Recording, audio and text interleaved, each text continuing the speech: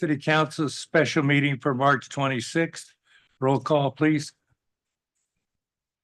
Councilmember Armstrong, Here. Councilmember Rubio. Here. Councilmember Veros, Here. Vice Mayor Perkins, Here, Mayor Hudson. Here. I'm sitting way down here because I've lost my voice and I'm going to end up handing notes to Stephen. And I know there's some cheering out there that I've lost my voice, but that's the way it The is. cheering's not up there, Oh, Scott. the cheering's up here. I'm sorry. The cheering is up here, not out there. Thank you. Okay. What is on our agenda for today? Item 2, new business 2.1, cost allocation plan and user fee study, introduction by Kelly Sessions, Administrative Services Director. You have the floor, Kelly.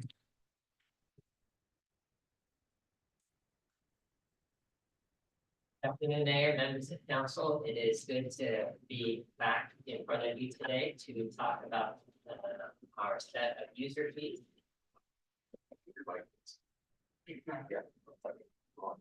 Oh, we got Scott and Kelly. Okay, better. Good afternoon again, and it's good to be here. So we have a presentation prepared for you by our consultant, Courtney Ramos from Matrix Consulting Group. Normally, what we do on an annual basis, as you all know, is we go through our user fees. We make some tweaks here and there. We present it to Finance Committee and then bring it to City Council. But one thing that we have never fully done is a comprehensive citywide review of those user fees and a cost allocation plan, which helps to put us in a legally defensible position in terms of how we set our fees. And it also increases our ability to collect more revenue when we know how much our fees or our services actually cost us to produce. So Courtney is here and she will walk us through all the methodology of how they did things, the purpose of the user fee study. So I don't think I need to go into that anymore. I think she will take good care of that. So without further ado, I will hand it off to Courtney.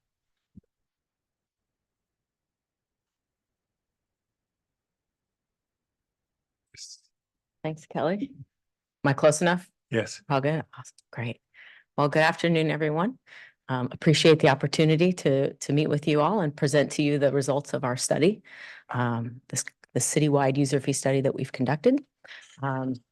My goal this afternoon is to kind of walk you through the methodology, the process, talk high level about the results of the analysis, and then also be able to answer questions high level or in the weeds, whatever you guys need in order to understand and digest the report that's been provided.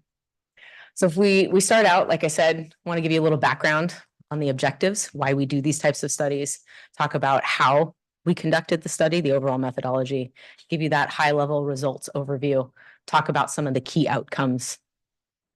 And then most importantly, because what we want to do with this study is the study is going to kind of present some facts of what it costs you to provide the service.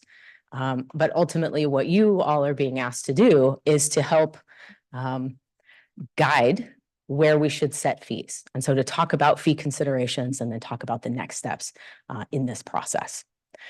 So in the beginning, there really wasn't much of a comprehensive fee study that has been conducted by the city, holistically looking at all departments at the same time. The most recent thing would have been planning's fees were evaluated in 2020, but other departments haven't really had the same in-depth analysis that we see in these types of studies.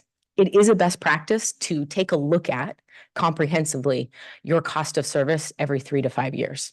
The reason we want to do that is we want to understand the changes in staffing, changes in technology, or even changes in code so that we can make sure that our cost of service is in alignment with that, right? Some of those things might be an increased cost, but some of those things might be process efficiencies that would reduce those costs. So we want to make sure that we understand what that cost is. So through this, we did look at all citywide fees. When we talk about fees for purposes of this analysis, we're talking about something that is service-based. So you come in You pull a permit to build your house. I'm going to provide a service for that action. Things that we didn't look at would have been fines or penalties that are typically held under the municipal code. We didn't look at development impact fees, as there's not really a service-based relationship for those services. We also conducted a comparative survey looking at surrounding jurisdictions, looked at a sampling of fees from various different departments. And it's important to note too, with that comparative survey, that in the report, we provided contextual information of not just you're charging $1,000 and, neighboring city Y is charging, $2,000. But we also wanted to take a look at when was the last time they conducted a comprehensive fee study, right? When was the last time they actually actively looked at what their cost of service was, as well as when was the last time they updated their fees. There are several fees on your fee schedule that have remained unchanged for over 5 years. And they similarly might have some of that. So it's important to provide that context when we're looking at comparing our fees to other jurisdictions. So with that, I'll dive into the objectives of this study. First and foremost, you do a study like this so that we can comply with Prop 218 and 26, which if you sum up, ensures that your full cost, that your fee that you're charging isn't more than the cost of the service to provide, right? So we want to make sure that we're in compliance with that, that we aren't, going to get any sort of legal challenges associated with that. Next up, what we want to do is we want to streamline our fee structures. We want to make sure that the services that we're reflecting on those schedules that we hand out at the counter, that constituents see on the website, that those fees are actually reflective of the services that we're providing. Things have changed a lot in the last 4 years. So again, making sure that that we're accurately reflecting not only the services that we're providing, but how we're providing those services. We then collect average time estimates. So we did not do a time and motion study for this. We were not sitting next to staff with stopwatches, but taking a look and having discussions with them about how long it takes from the minute an application is submitted to the moment that they're able to kind of stamp approved on that and process it. And so looking at an average time, so we don't want the most complex application that's come across our desk, but we also don't want the simplest. We want to know on average, what should it take and who's involved in that process. We've developed fully burdened hourly rates. So when we're looking at this isn't just the salary and benefits associated with the line level staff who are actually just touching and processing that permit. We're also making sure that we're accounting for holidays, vacations, and sick time. We're making sure that we're accounting for citywide overhead, for departmental overhead, for the pens and papers, for the internet that they're using, the building maintenance that's happening. Again, that helps us benchmark what is that full cost of service. Like I mentioned earlier, we also did that comparative survey so we can benchmark you against other jurisdictions. Because even though, whatever number is on somebody else's fee schedule might not be, their full cost, it helps you understand how the community views and perceives what your fees are. And then ultimately, we want to update that fee schedule. So provide a new fee schedule that will be the result of this process. So, after today, we've had these discussions about policy directions and goals for cost recovery, that we have this updated fee schedule that everybody then has the documentation for, that we understand where did those costs come from and why did we choose to set our fees where we chose to set them at, so that we have that documentation for 3 to 5 years from now when you go to update this again. So cost of service is really complicated. It's rate times time equals cost. But there's nuance in that. As I mentioned earlier, we start with those fully burdened hourly rates, and then we look at that average time assumption. And so again, that's working with staff to make sure that we've collected all of that information for that full process that it takes.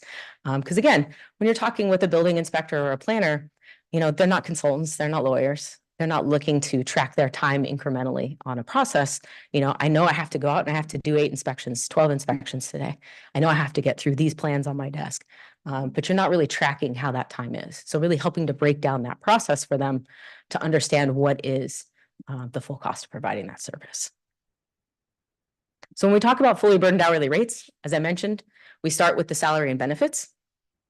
That's FY24 at the positional level. We have productive work hours. So, we don't all have 2,080 hours to work. We have holidays and vacation and sick leave accruals that we get. So looking to reduce that so that our rate is accounting for that. We include those services and supplies. So those internal service charges, those fuel charges, again, all that departmental overhead. We also look at administrative cost, supervisory cost, managerial cost. Just because, a director might not be touching a particular permit, they're providing support to the staff who are. So making sure that we've accounted for that cost as well. And then also the citywide overhead. It takes more than just the building department to issue building permits. We have the city manager, we have the city clerk, we have city council, we have finance, we have HR, everybody who helps contribute to those departments being able to provide the services that they're providing.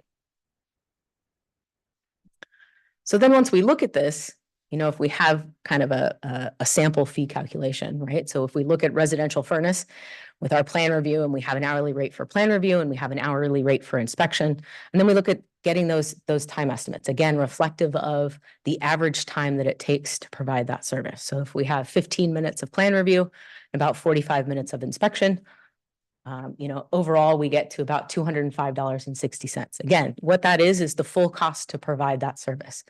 Not necessarily the recommended fee might not be where you want to peg your fee, but that's what it's costing the city to provide that service on a per unit. So when we look at this in aggregate and we've got all these per unit results, and we start to look at workload. And so we always use the most recent year's workload, making sure that we account for any variances or any things that a department might see is coming up in the future to kind of say, okay, so if this was our workload last year, and this is the revenue that we generated, based on the cost of service that we've developed through this analysis, what's the difference? What's the delta look like there? So when we look at building, it's showing a difference of about almost $1.2 million. But it's costing us $1.2 million more to provide the service than we're generating in revenue. It equates to about 77% cost recovery. When we look at planning, 58% cost recovery, so lower cost recovery, but much better when we look at that delta of only $205,000, and with public works at about 91% with a delta of about $132,000. So overall, for these three areas, which are the main revenue generators, right? Not to say that city clerk and finance and Parks and Rec don't generate revenue, but not to the level that building, planning, and public works do. We're looking at about $1.5 million or overall 79% cost recovery.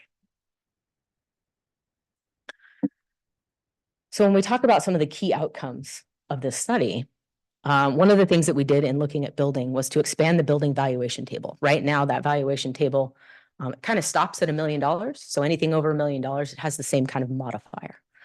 And obviously, there's not much you can build for just $1 million these days.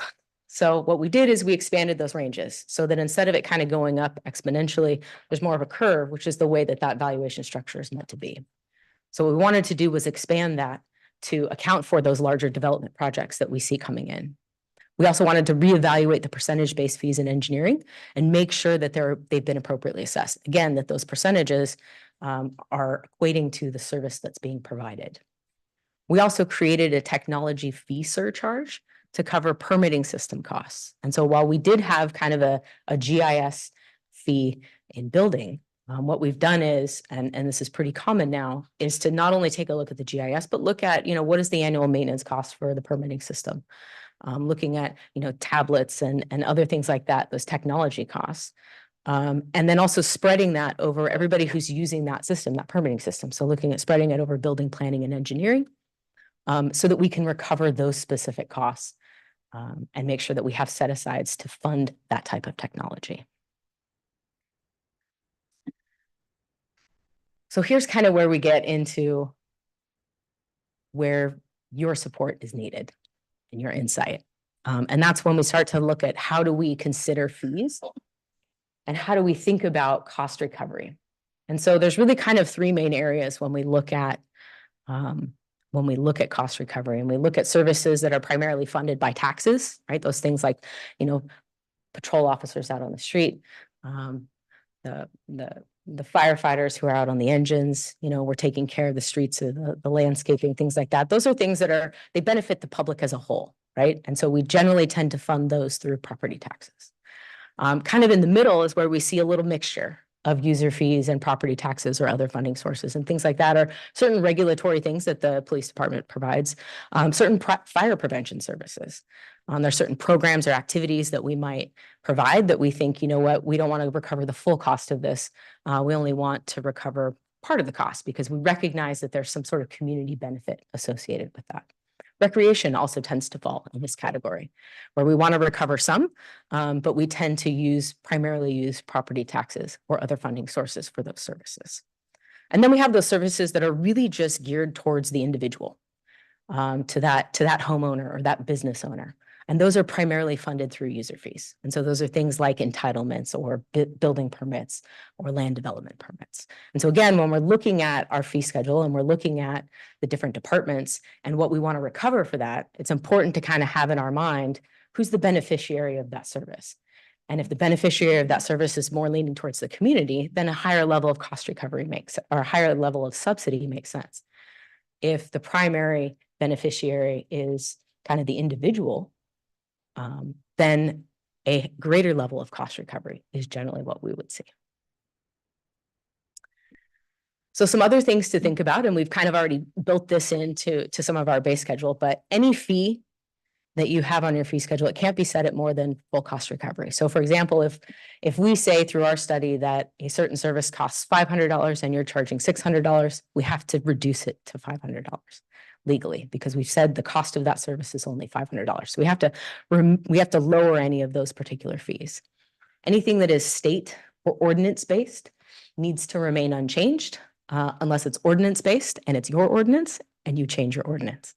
Otherwise, we need to leave it. We can't even add a CPI or increase it, right? We need to make sure that we keep those in alignment with the authorities that have set those. The other thing is that when we set fees at less than 100% cost recovery, again, making that conscious decision that we are choosing to subsidize through other funding sources. And again, that's kind of the opportunity that we're presenting here today, is for you guys to have that decision to determine what gets subsidized and what doesn't get subsidized. And again, to document that so that future councils, future staff have an understanding of what that goal is, what that directive is. And so when we think about things for lower cost recovery, there are two kind of main reasons why we choose to subsidize fees that are typically individually based. And that would be one, because we want to ensure compliance, right? We want to encourage a particular behavior. Most common example of that is a water heater permit. I want you to pull the permit. I want to make sure that that's been installed appropriately. And oftentimes that can cost more than it is to get the water heater. So we subsidize it because I'd rather have compliance. I'd rather have you come in and have it installed right and done right, rather than you don't do that and there are other issues that could potentially also affect neighbors or communities as a whole. And the other one is barriers to entry.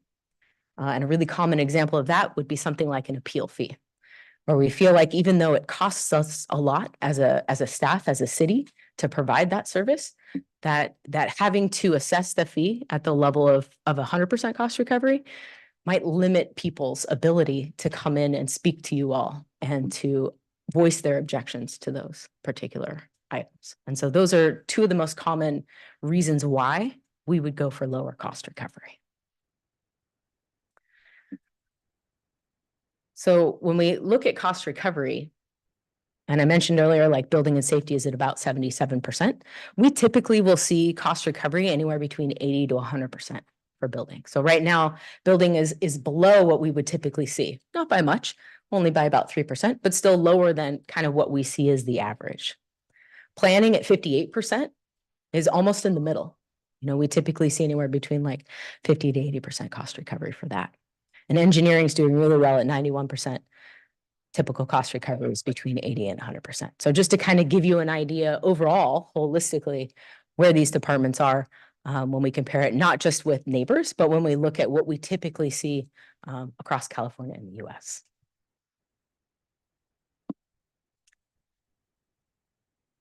And so now it's the decision time.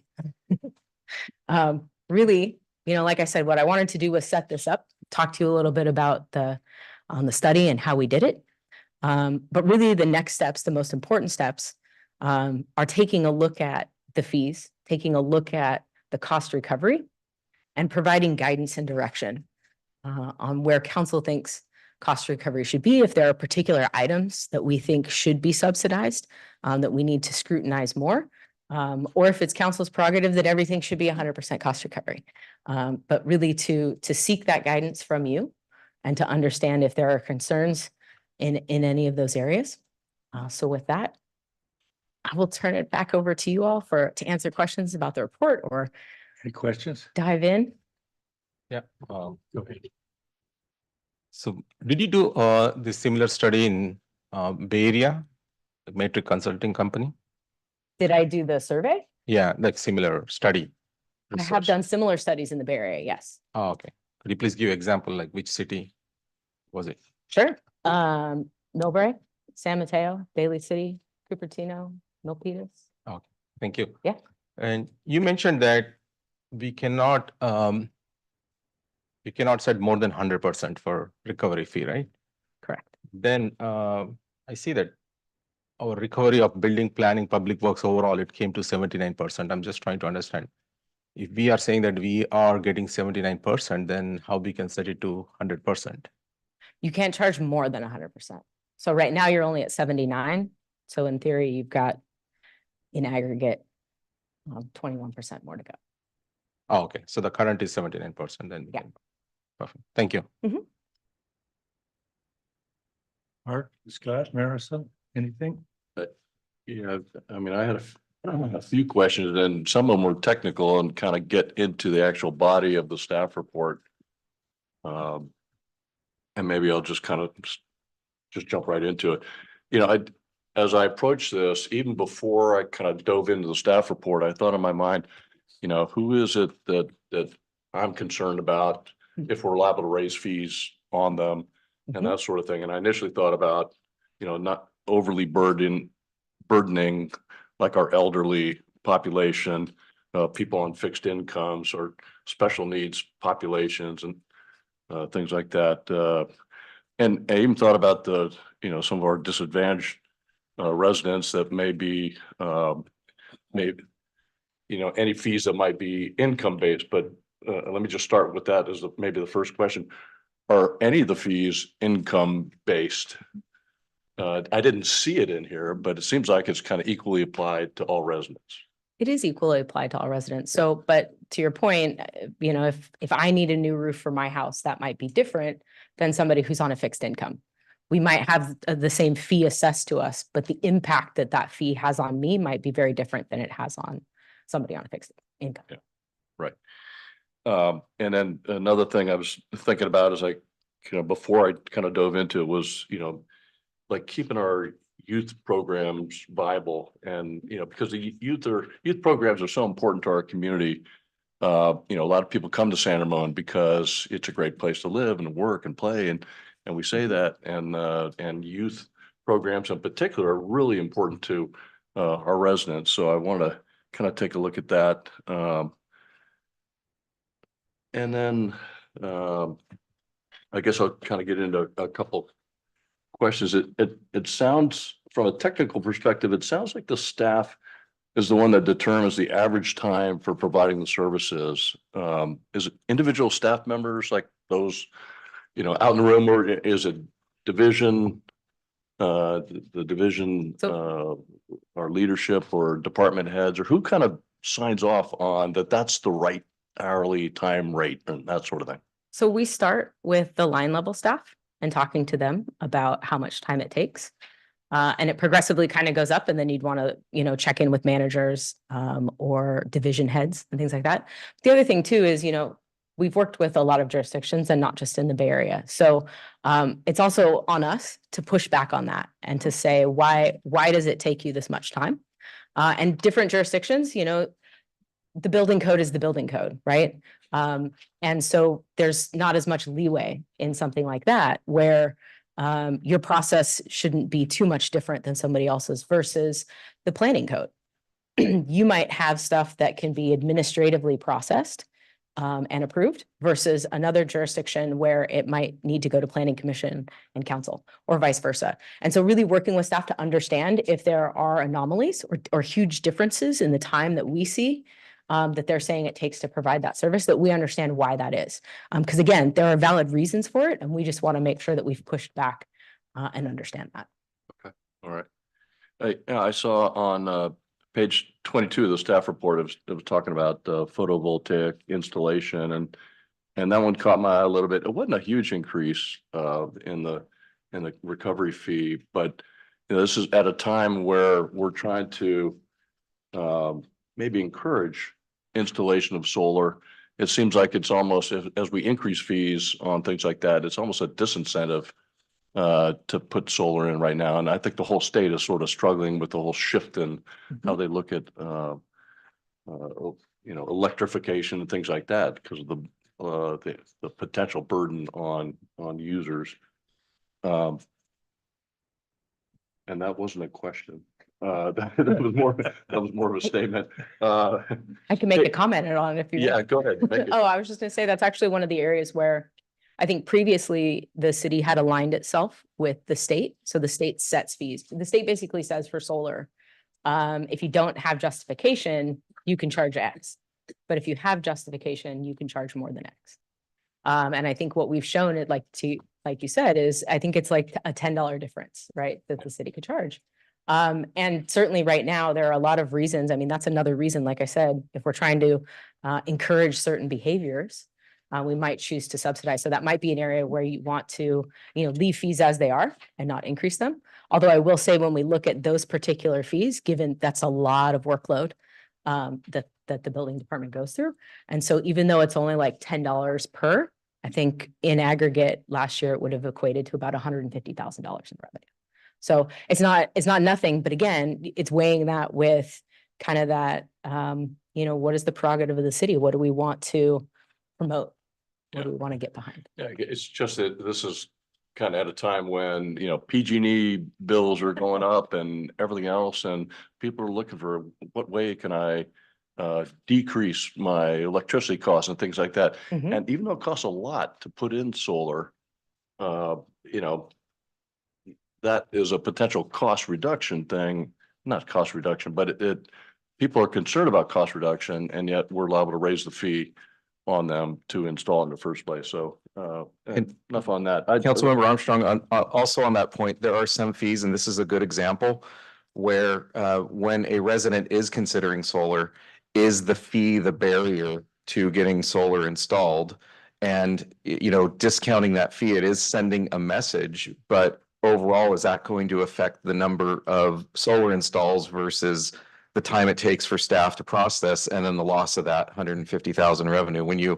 That's a great example, but when you throw in multiple examples like that, you go from the 150 to 200 to 300K that we're subsidizing, and you have to look at the overall impact with the installations. Yeah. So this is where it's a bit of a difficult balance, and that's why we have a 3-hour workshop scheduled today in case the council would like to go line by line to discuss these, because what we are looking for today is that line by line. We want this, not that. If we receive direction from the council to do something, we need to make sure it's clearly applied across the fee schedule. And there may be certain areas where we need that specific suggestions in order to make those changes. So Yeah. Yeah. And maybe kind of related to that, it's like if we're increasing some of the cost to our developers and things like that, they can probably absorb that. Yeah, I'm not going to speak for them. I don't know. I'm not in that industry, but they could They probably never admit it. absorb that more than individual residents. But moving on to page 23 on code enforcement. There used to be, I think currently there's, for the first violation, there's no fee currently. And yet we're going to add a fee for the first notice. And I think my only concern on that is that a lot of times people don't even know they're in violation of something until somebody brings it to their attention, yet they're going to potentially get a pretty hefty fee for that first time violation. And I think the bottom line of what the city wants is compliance with, whatever our codes are. And so I get the second and third, if you're not paying attention, you're not listening, you're not complying, then you're going to get hit with some kind of a fee. But first time, maybe we can talk about that as we kind of go forward here. And then just a general question, some things I just didn't understand. For example, with page 30, it talks about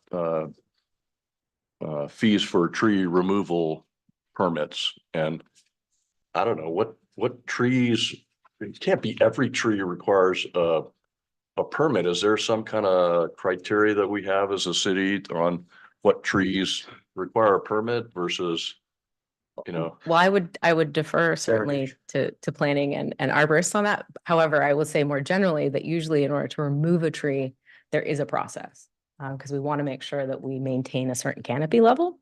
But it's not every tree that requires the permit. And sometimes it's really more about notifying the city that it's going to happen. We want to make sure that, historic trees, other things like that aren't taken out and not replaced. But again, I will leave the specific reasoning and regulations aside for staff. Yeah, I'm just kind of curious if anybody on the staff could just give me kind of at what point do we start requiring a permit for tree removal? Because every tree needs it. Lauren, do you want to come on down really quick? We'll play the prices right today. So Lauren's our lucky staff member that gets to come on down. Yeah, a heritage tree or something. I Heritage get oak, that. You gotta. So there's really two classifications of trees that would require a tree removal permit. One would be something that was required as a condition of approval with a development. And so we want to make sure that the original intent of the development is maintained. The other would be protected trees. And if it's a protected tree, then it would trigger mitigation to offset the impact from that. And typically there's either a fee or a requirement to plant additional trees to make up for the loss of the protected tree. Okay. Not every tree. Okay, not every tree. And it's defined in the zoning. It's As what? in the zoning ordinance defines which trees are subject to tree removal. Okay, permits. okay. My next question may be for you also. I don't know. But there's on page 31 in the staff report, it talks about minor modifications to conditions of approval by the planning commission. And I'm thinking, just the way that reads, if the planning commission directs a change to a condition of approval, why is that a government kind of sponsored organization requiring the change? Then why is this a developer has to pay for that? It's exactly opposite. You might have a condition of approval that requires something that cannot be met under changes in circumstances. And so they need to go back to the decision-making body to modify that condition. I understand. And so it requires that we provide notice and go through that process again. Okay. All right. Thank you. Yep. All right. I think back to Courtney now. Play it safe, back to Courtney. On staff packet page 32, it talks about rezoning and it talks about all districts. What districts are we talking about when we reference districts? I'm gonna go back. Oh, zoning districts? Yeah. Okay. Yeah. Okay. Just want to be sure. And then there's reference to on couple references on pages 36 and 39, just for example, reference to street vacations. I don't know what street vacations are. Why? When they go to Hawaii. What is a street vacation? Oh, okay. Anybody? Oh, we're bringing out exalted presence.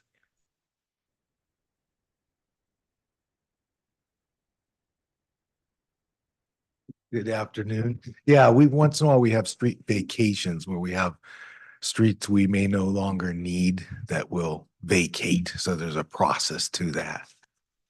So, okay, so the street is no longer needed at all in the city of San Ramon. And so we'd kind of take it off the books. Correct. We've had some cases, not often, that we do. I believe at City Center is a portion of Bishop Drive that we vacated because we didn't need all of that for the project. Okay, and that's something So- that might be passed on to the developer or something, whoever causes that need to vacate that. Correct. Okay. But it's not common, but it does occur Okay. once in a while. All right, thank you. Only a couple more for me. On page 40, regarding police. and there's a section on DUIs Mhm. and kind of listed by rank. And what is that cost recovery for DUIs? I mean, I Would see be the for the whole chief entire- want the charge on up here.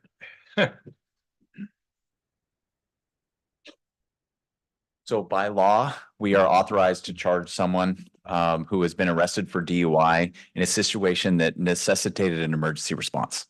In most cases, it's when the individual is involved in a traffic collision or something, again, that necessitates an emergency response. So if it's a call for service that's generated, we respond with lights and sirens, whatever it may be. We are authorized by law to seek reimbursement for the costs that we had staff-wise, response time, and everything associated with the DUI. Okay, and so the rank is basically who responded and you kind of calculate it out that way. So it could be multiple officers, you know, you add it all up and that's the total cost to that individual. And in most cases, it is multiple. Yeah. It's rare that it's only two. Because you have the officer that responds, additional officers that may help with traffic control if it's a large scale collision, whatever it may be, supervisory approval for the report, supervisory approval or supervisory involvement during the collision at the scene. Is basically anyone who's involved in the incident in any sort of capacity. I may have another one for you.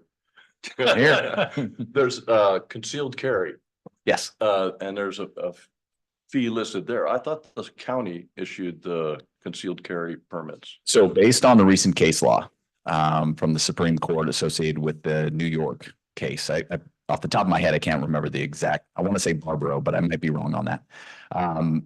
Cities are now being requested by the county and really based on the case law and the opinion that was pushed forward from the Supreme Court, it now is more of a burden on the cities as well as the county. So we will have to take that on at a certain point, and we do accept them. We try to defer it to the sheriff, but the sheriff has also requested that the city start handling it as well. And based on the case law that came down from the Supreme Court, that is going to fall on us more often. So that's receiving the applications, but is that also issuing the actual permits? Yes, it's a very comprehensive application, interview, background check. There's multiple layers, and that's why that dollar amount is so high, is because those applications are handled by our professional standards and training lieutenant. And then it also involves my review as well as any approval or denial from mine, because I would be the ultimate issuing authority. All right, thank you. And my last question is the fun question. And it has to do with the technology recovery fees, but what is Bluebeam? I don't know what Bluebeam is. It's listed in there. It's the next big one. Isn't Bluebeam? Anybody? So it's a review software suite for reviewing plans. So instead of receiving, and everybody nod, right? I'm getting this right? Okay. Nobody's shocked that I'm saying the wrong thing here. It's software that allows us to review plans instead of having paper copies of plans being submitted. So engineers will comment on it and send it over to building, and then building will make comments on it. It's kind of like a Adobe suite on steroids. Okay. All right, Is that a right way of putting it? Okay, seeing nodding heads. thank you. Those are my questions. You sure now? Yeah. I have another one for Denton.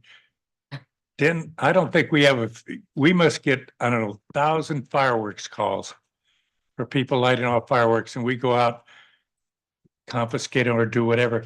But it's my understanding if we didn't legalize fireworks, that the state has the fee for that. Do we collect anything or are we just doing their work? No, we do not collect any fees for firearm confiscations or anything associated with that. Would you like to start? Perhaps. And a lot of that burden also falls on the fire department as well. Because as far as the authority who's going to properly dispose of them, they handle quite a bit of that as well. Okay, thank you. We back to Courtney again. Anyone else got? You're awful quiet down there. Go ahead. Yeah, so I mean, obviously, one of the things that stood out to me right away was the fact, just looking at our revenues and what we have relative to our population and comparable cities. There's a big difference there as a whole. But looking at where some of the biggest deficits are coming from, obviously, I did notice that you mentioned the building and safety being one of those. And, you know, as Councilmember Armstrong mentioned, you know, are we, if we're are we able to fully cover the cost if we need to under those circumstances or not? Because I know, like, I just want to make sure there's state regulations that would prohibit us from fully covering cost. Prohibiting you from recovering the full cost? No. If you wanted to not change any of your fees and you wanted to continue the subsidy of the 1.5 million, I think the question is just whether or not you have the the property tax funding to do that. Okay. And so, and I think the other question I had, the other part I was looking at is obviously the, unfortunately, the annual Parks and Recreation programs, looks like 5.6 million dollar deficit. Is it possible, because I share the concerns again that Councilmember Armstrong spoke about, you know, just continuing to make sure that our programs are accessible to all. Are we able to have sort of an income adjusted or driven fee schedule on that? So I think right now with Parks and Rec, and what's common in a lot of Parks and Rec is that you have a tiered structure.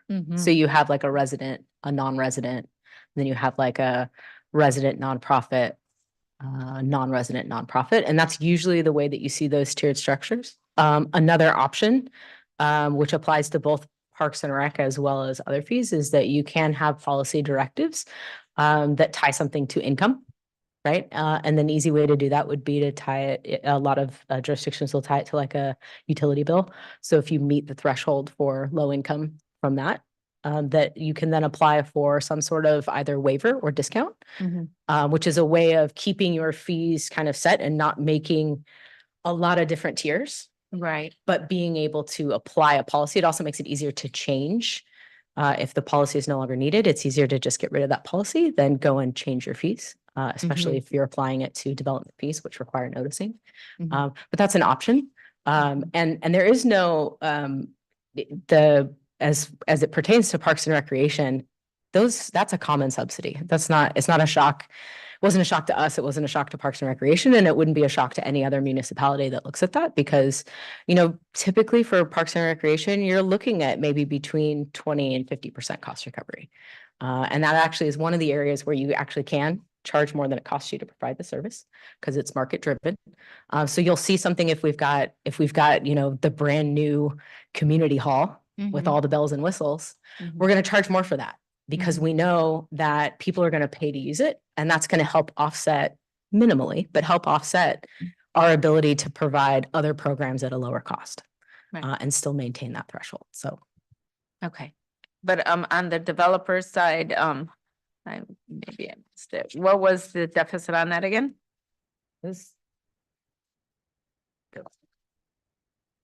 So you were at 77 out of 80 to 100, and that's for building. Is that, see this one? There we go. So it's about 1.1. Okay, so that's one I was looking at. Yeah. Okay, perfect. Thank you. Right, do you want me to read your preamble? Okay, make sure, because I think you have other. So speaking for the vice mayor, being perfectly clear here, user fees that are resident versus non-resident should be differentiated. I suggest $10 or 10% less for residents. Example, marriage ceremonies, resident 116, non-resident 129. Another example is police ink cards, resident $22, non-resident 32. All right, moving on to the next comment, or if you want to add to that.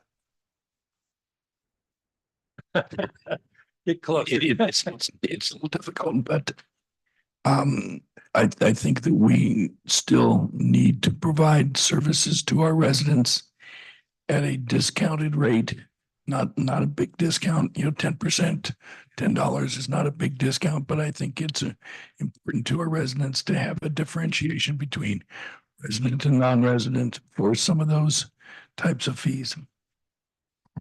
I think that's definitely something that can be done for Parks and Recreation. there might be some fees in police where you could do that, but I feel like most other fee schedules it wouldn't be applicable to because they would be residents that would be Yes, applying. yeah, So, yeah, okay. there's only a couple in police that look that way. One of them is citation sign off. Then I had another one down there at the bottom. Yeah, you had number 3 was car seat inspections, free now versus resident cost proposed $63, and you have a very big capital no, N-O next to it. So I don't know if you need me to pound the table when I say that, but no. I felt strongly that that's one of those that we want to encourage participation in. And while the fee, Chief, maybe you can tell us how often does that one actually? 0, 10 a year. Yeah. Yep.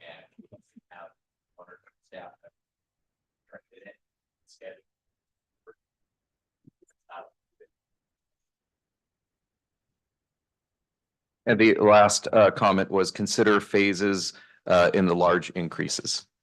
When you have more than 200% increase, we might consider phasing something in. Yeah, I think That's a consideration. No, absolutely. If we, I'll take building as not to pick on building. But with 77% cost recovery, and maybe the goal is, we want to get to 100%. You don't have to get to 100% starting July 1. We can look at these individually and say some of these, it's really easy to get there because it's, solar might be the bad example, but it's a $10 difference, right? It's a really easy change to make to get us closer to our goal. But other areas, it might be a shock, and it might not just be building. It might be planning where we want to get, we're here and we want to get here, but we don't want to rip the Band-Aid off. And so then ideally what you would want to do is take a look at and phase that in and phase it in over no more than like 3 or 4 years, but to say incrementally. And again, what that does too, is it lets the public know we're going to increase this. This is our plan. So if you want the lower fee, pull that application now versus later. But it does, it kind of smooths that impact to the community by doing that. Anyone else? Oh, I have. Go ahead. So in this regarding parks and community services fee for special event permit application, tier 1, tier 2, tier 3, is that is resident, non-resident fee, or is it about the special permit for different kinds of events? I believe the tiers are based on resident, non-resident, and so forth. But that's usually how that gets But defined. we have Kathy coming up. Thought you could hide. We just recently. And they're based on the size of the event. So small events, tier 1, medium events, tier 2, that take more than one department's coordination, and tier 3 are those big events like Durga Puja that require multiple departments and outside agencies. Oh, But if there's only one, there's not a resident, non-resident. okay, and as Scott, council member, our vice mayor Perkins mentioned that, is it possible that for these tiers, we can mention about resident and non-resident fee, right? Certainly, if that's feedback we can, take in. Okay, and one more thing is, when we are seeing here, when we are increasing this tier for the youth sports, as council member Mark Armstrong mentioned, right, about the importance of the youth sports in our city is really pretty big deal.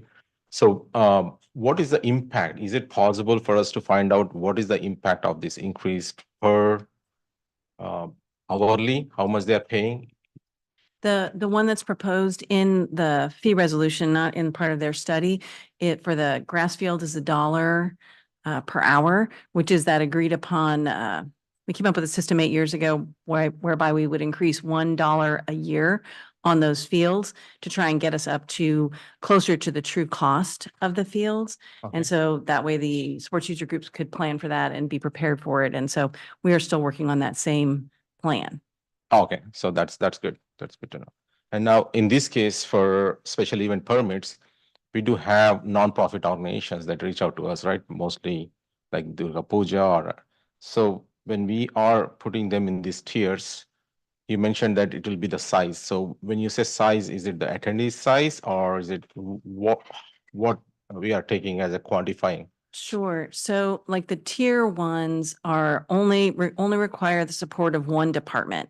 So like the School of Rock concert in the park only requires PCS's efforts on it. So that's really a tier one. It's small. It only takes up one space.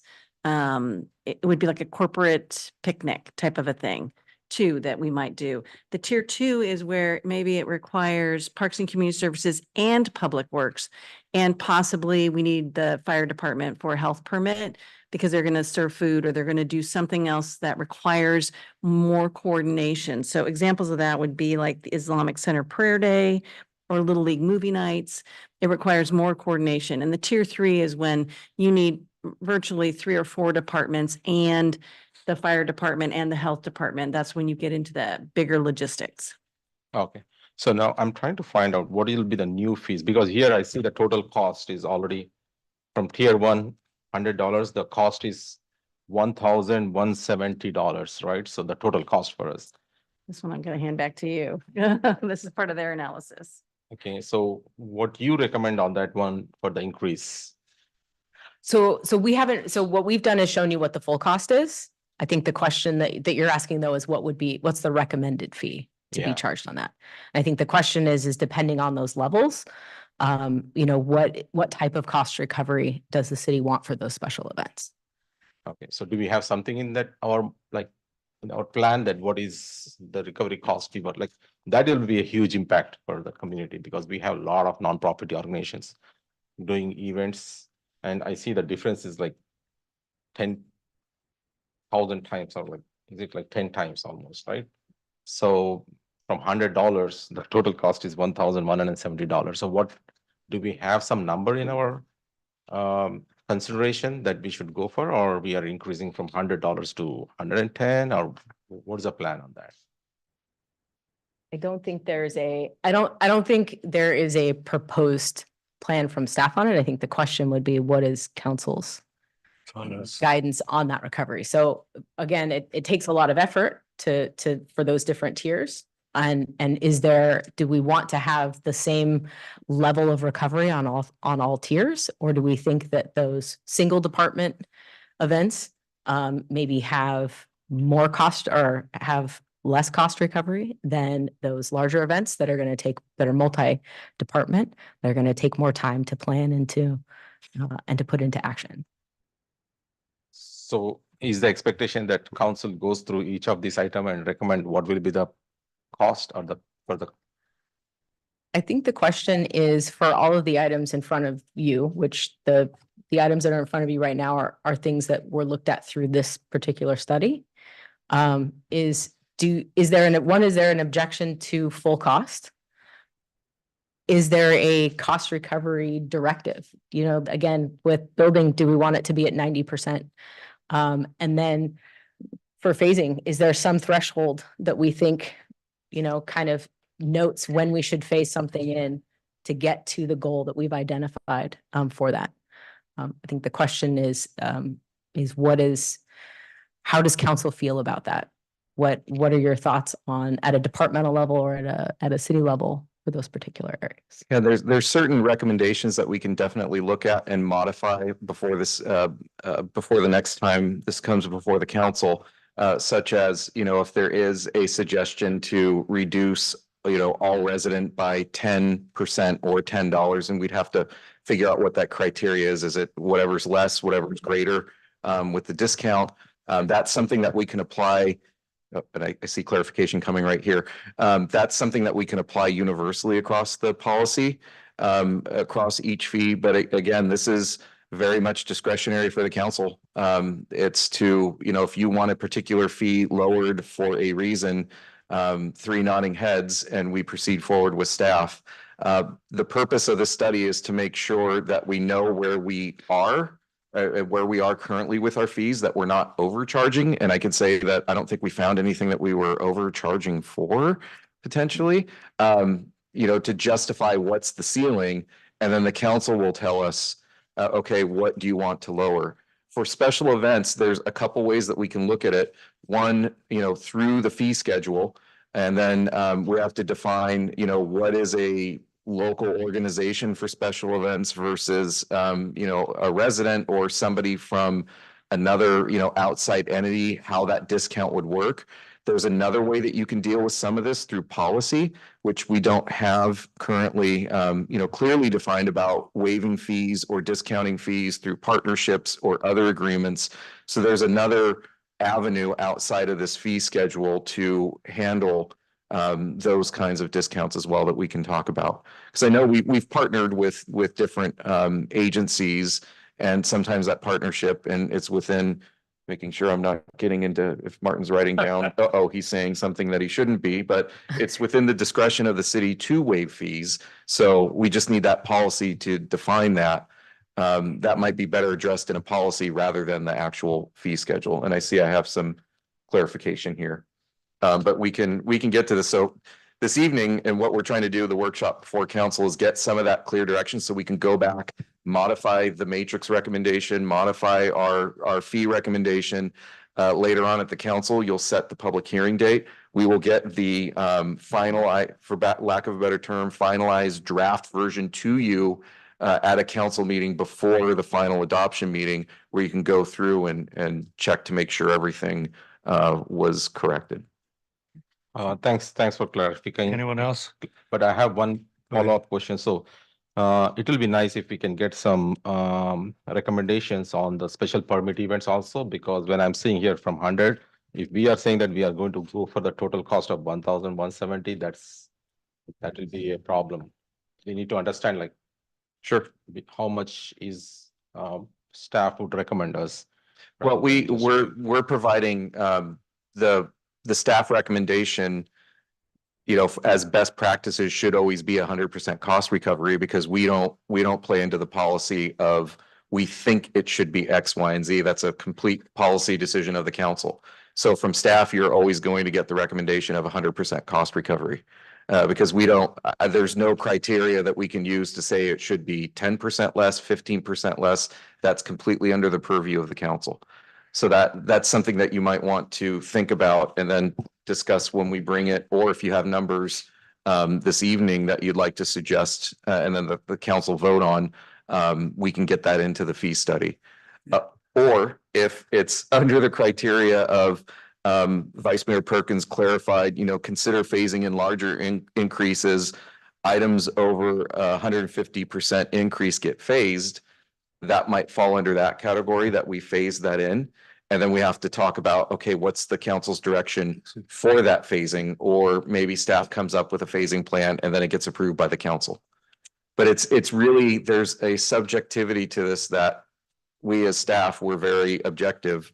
We're going to go with the reports and then take your guidance for any discounts that you may want to give. I think the other thing too about special events and trying to set that is that it's different than participating in T-ball or doing lap swim at the pool.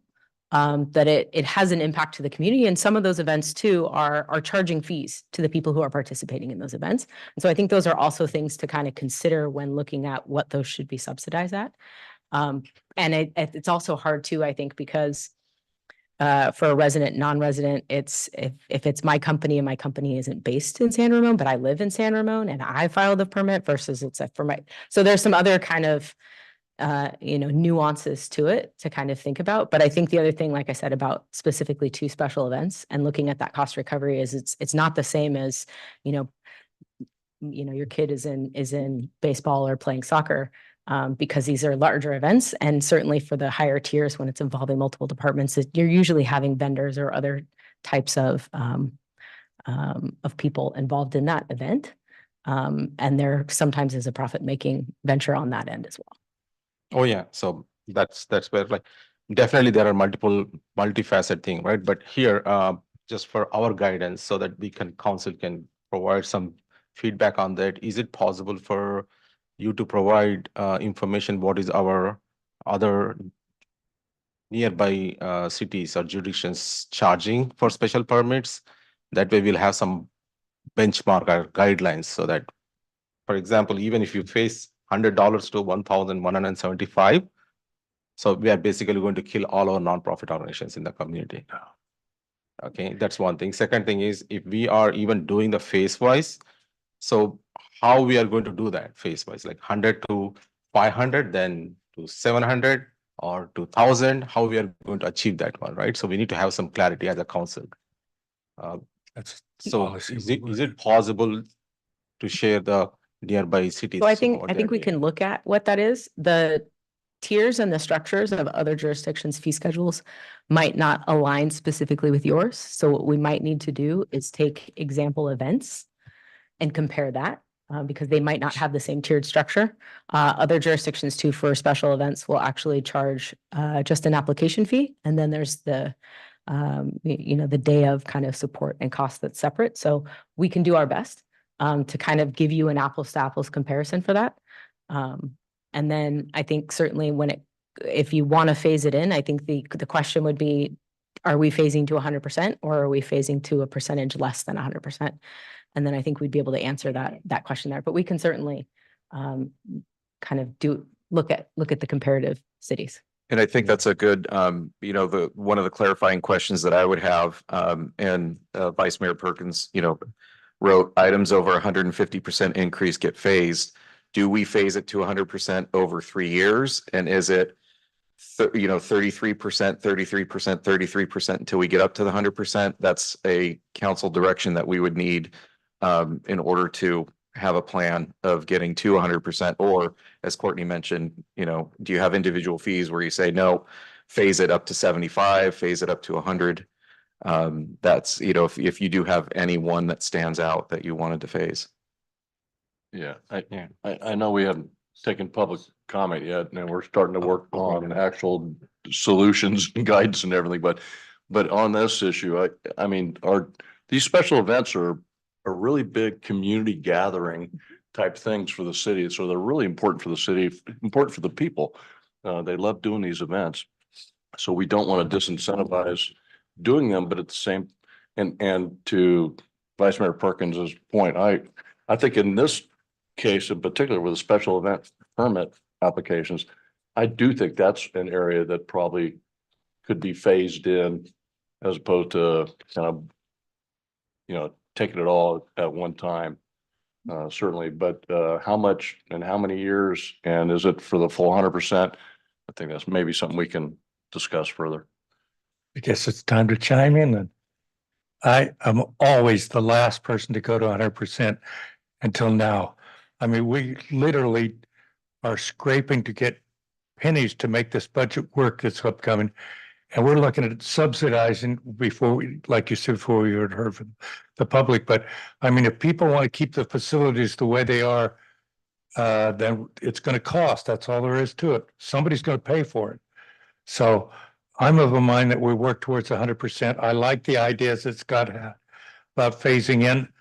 I don't think we need to do it tonight. I think it's going to be something that's going to be worked on as far as the policy. But I mean, let's face it, folks.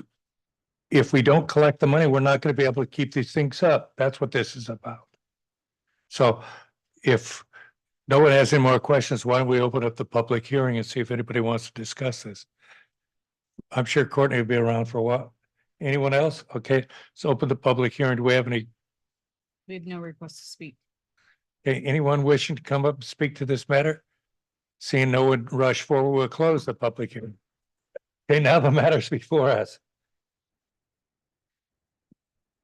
And I'm of a mind that we go to 100% and work on a phased in program.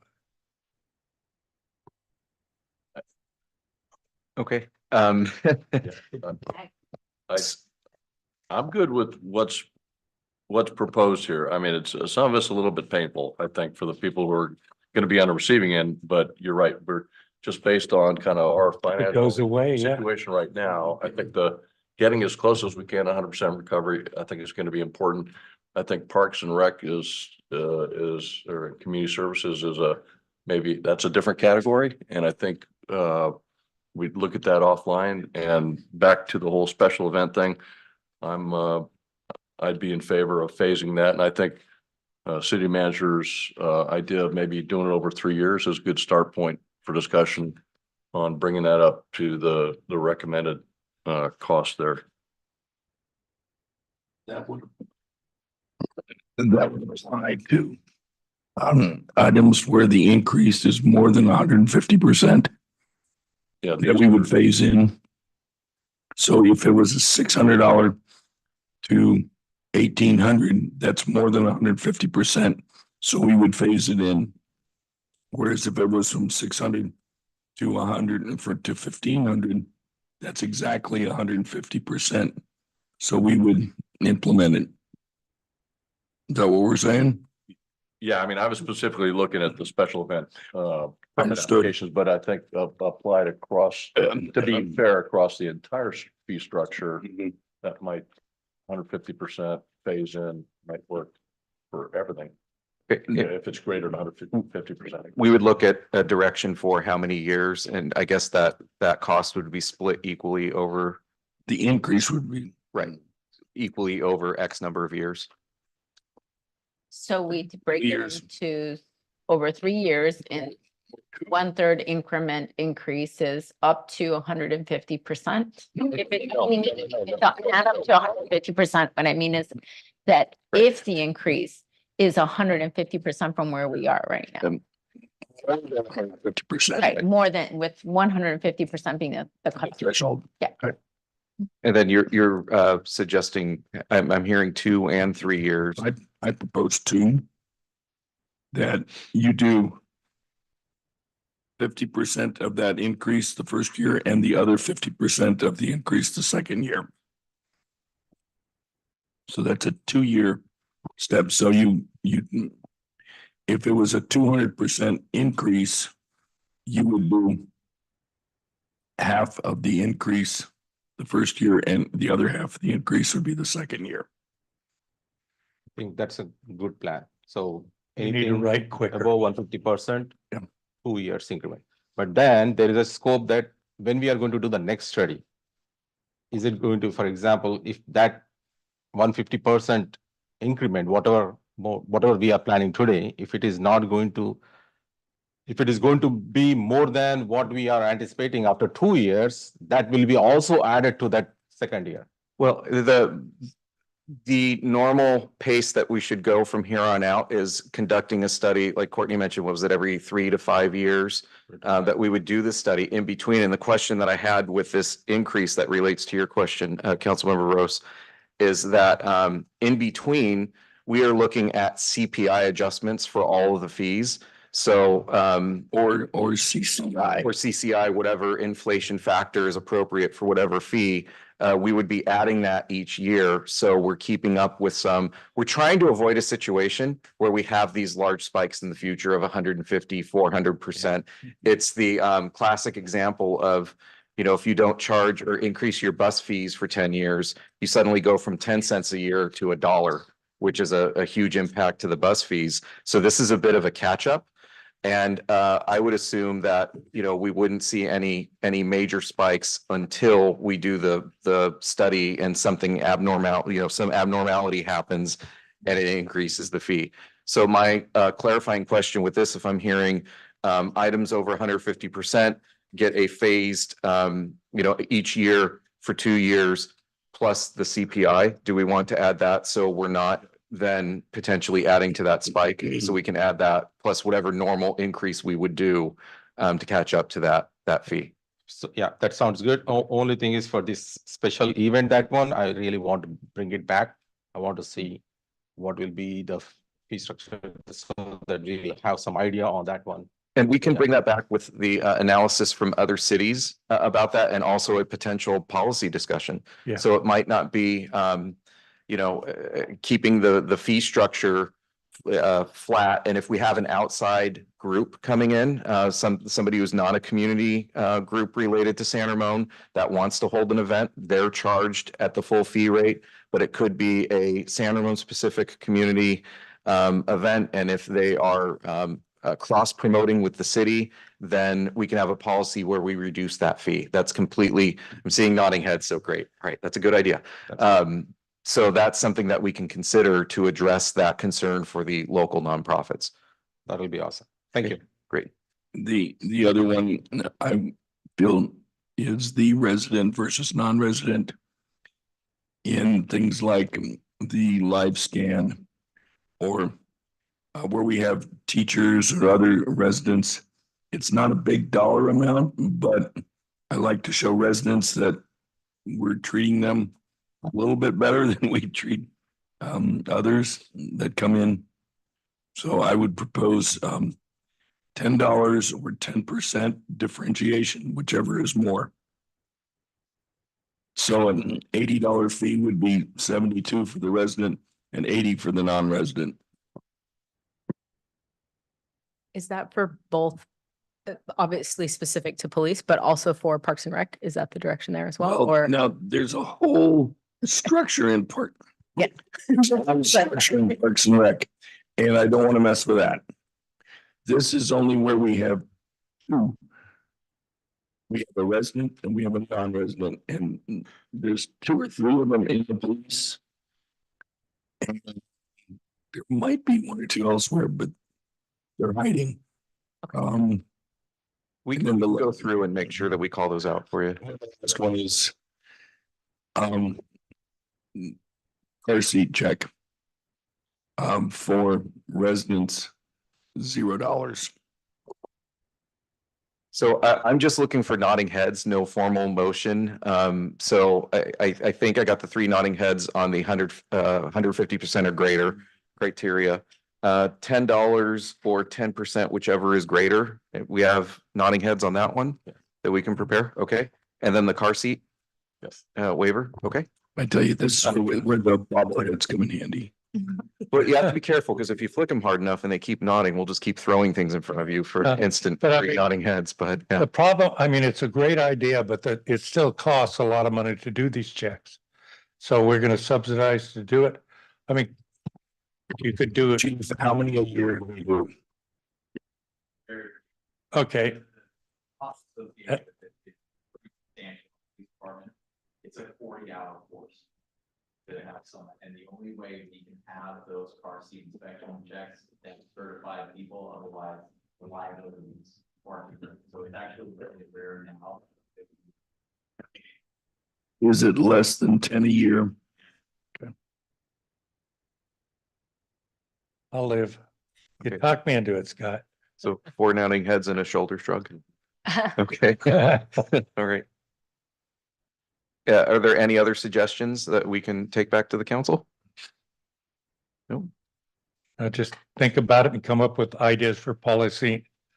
We'll get down to for it. special events, yeah. We've been talking about that before. It's something that should be addressed. All right, Okay, you need anything else? Next item? Okay. We're adjourned. Our next meeting will start, what, 7? 7 o'clock.